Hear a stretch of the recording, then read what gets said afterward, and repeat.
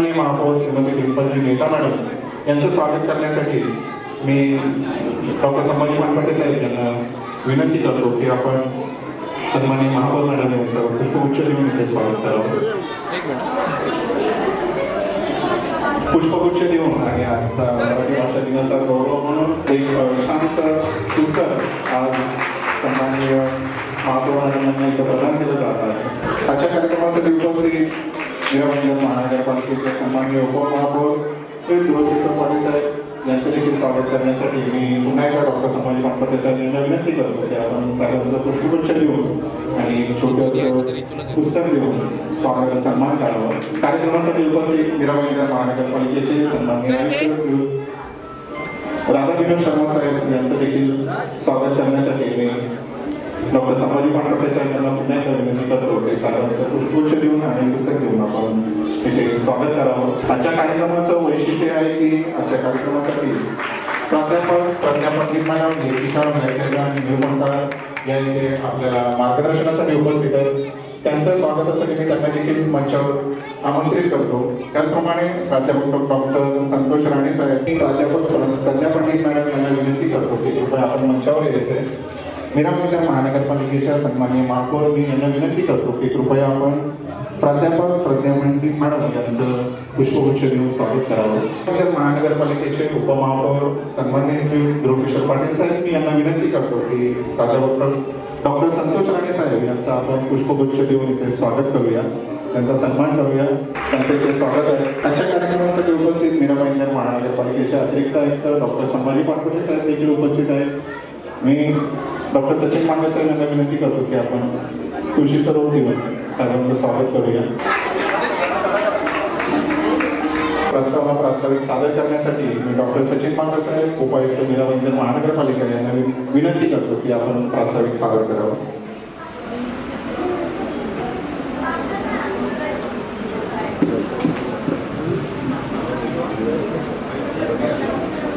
आजच्या या मराठी भाषा गौरव दिन मीरा महानगरपालिकेतर्फे आयोजित कार्यक्रम प्रसंगी व्यासपीठावर उपस्थित मीरा महानगरपालिकेच्या सन्माननीय महापौर श्रीमती डिंपलजी मेहता, सन्माननीय उपमहापौर ध्रुवकिशोरजी पाटील, मीरा महानगरपालिकेचे सन्माननीय आयुक्त श्री राधाविनोद शर्मा सर,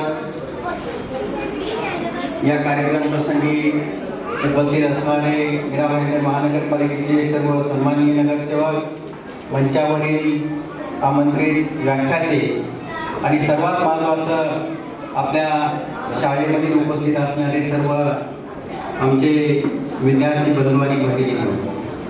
खरं तर मराठी भाषा ही एक खूप प्राचीन भाषा आहे. आपल्या सर्वांना माहिती आहे की मराठी भाषेतील जे काही साहित्य आहे ते खूप प्राचीन पुरातन आहे आणि आपण मराठी भाषा दिन साजरा करण्याचा उद्देश काय आहे आपल्या सर्वांना माहिती आहे की ज्येष्ठ कवी साहित्यिक वि.वा. शिरवाडकर म्हणजे कुसुमाग्रज, आपण आपले जे काही आपल्या पिढीतील जी लोक असतील त्यांनी त्यांच्या कविता वाचल्या असतील, त्यांचं साहित्य वाचलं असेल. मराठी भाषेमध्ये प्रचंड असं लेखन त्यांनी केलेलं आहे आणि त्यांचा जन्मदिवस साजरा करण्यासाठी खरं तर हा मराठी भाषा दिन म्हणजे 27 फेब्रुवारी आपण या ठिकाणी साजरा करत आहोत. त्यांना खरोखरच ही दिलेली एक आदरांजली आहे. आपल्या सर्वांना माहिती आहे की मागील वर्षी 2024 ऑक्टोबरमध्ये मराठी भाषेला अभिजात भाषेचा दर्जा प्राप्त झालेला आहे. अभिजात भाषा म्हणजे काय? ही जी भाषा 1500 ते 2000 वर्ष पुरातन कालावधीपासून त्या ठिकाणी आहे, ती साहित्य आहे, वेगवेगळ्या स्वरूपात आहे, इतिहासामध्ये लिहिलेलं असेल, साहित्यामध्ये असेल. आपल्या सर्वांना माहिती आहे की मराठी भाषेमधील जे साहित्य आहे यामध्ये ज्ञानेश्वरी असेल, तुकाराम गाथा असेल, वेगवेगळ्या कालखंडामध्ये प्रत्येकाने आपापल्या कालखंडामध्ये मराठी भाषा संस्कृत आणि समृद्ध करण्याचा प्रयत्न केलेला आहे. परंतु आजच्या कालावधीमध्ये आपण पाहतोय की मराठी भाषेला थोडंसं आव्हान निर्माण झालेलं आहे आणि ही मराठी भाषा जर आपल्याला जतन करायची असेल, त्याचं संवर्धन करायचं असेल तर आपल्या सर्वांना मिळून ही कामगिरी करावी लागणार आहे आणि त्याचाच या ठिकाणी आणि शासनाच्या वतीने या ठिकाणी आपण हा वेगवेगळ्या स्वरूपात कार्यक्रम राबविण्यात येतो. मीरा भाईंदर महानगरपालिकेमध्ये देखील आपण मराठी भाषेच्या जतन संवर्धनासाठी पुस्तक प्रदर्शन आणि वेगवेगळी पूर्ण वर्षभर काही कार्यक्रम त्या ठिकाणी घेत असतो. मी सर्व सन्माननीय मंचावरील पाहुण्यांचं या ठिकाणी स्वागत करतो आणि माझं प्रास्ताविक संपवतो. धन्यवाद.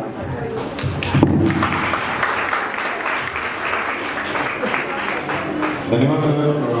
प्रास्ताविकातून आपली मराठी भाषा ही टिकून राहायला हवी, त्यासाठी आपण सर्वांनी प्रयत्नशील राहायला हवे. अशा कार्यक्रमाचा उद्देश हाच असतो की अभिजात मराठी भाषेचा जो दर्जा मिळाला आहे तो राखून ठेवण्याची जबाबदारी आपल्या सर्वांची आहे.